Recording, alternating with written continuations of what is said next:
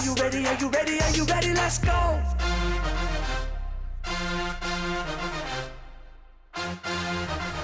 Welcome to Unpacking the Home Advantage. My podcast is to help you understand the mortgage loan side through my experience and knowledge.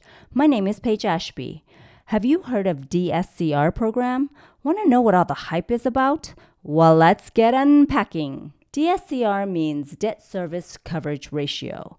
This program will allow you to use the rent income to offset the mortgage payment to qualify. We do not use any employment income such as W-2 or tax returns. Now, this is only for investment properties, so no primary resident. First-time home buyer is not allowed, but first-time investor is allowed, meaning if this is your first investment property, you can do this program. On a purchase, you are allowed up to 2% of seller concession.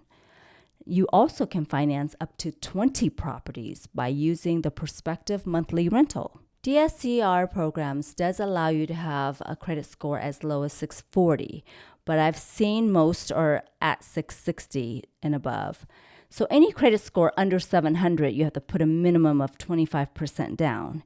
And on a cash-out refinance, yes, you can do a cash-out refinance on these programs. Depending on the loan program and the lender, your loan-to-value ranges from 60 to 75%.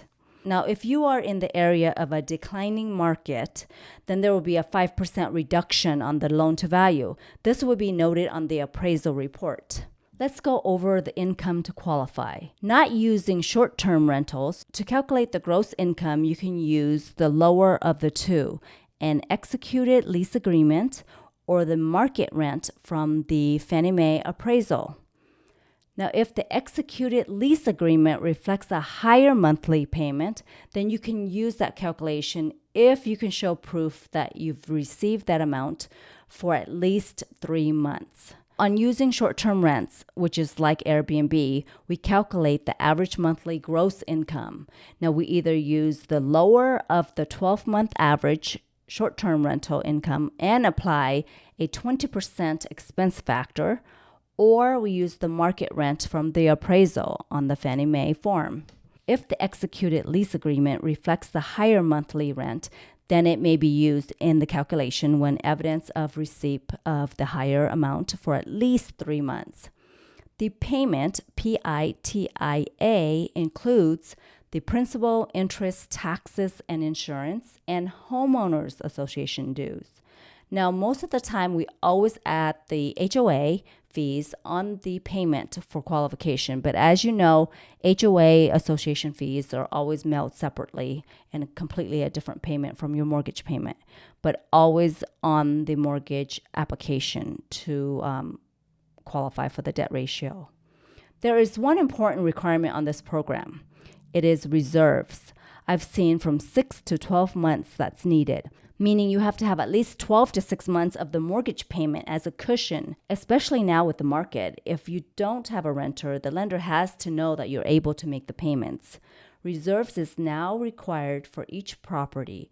So if you have more than one property, you have to include those payments to get all the reserves required. Reserves can come from any liquid fund, meaning funds that you can withdraw at any time. All funds have to be sourced for at least 60 days. That is why we always ask for at least 2 months bank statements or any kind of statements when it comes to reserves. There are many other guidelines depending on which DSCR programs your loan officer offers for you, and it depends on your scenario. But these are the basic information. The bottom line is that these are great investor programs if you can't or don't want to use personal income and if you have strong reserves. If you have enjoyed this information, make sure you give me a follow. And if you have anyone that may benefit from this, please share. More episodes to come. As an active mortgage broker and mentor, if you have any questions or need a pre-qualification, please reach me at LinkedIn. Paige Ashby Lending, or my other contacts are listed below in my episodes. Thank you for being part of Unpacking the Home Advantage.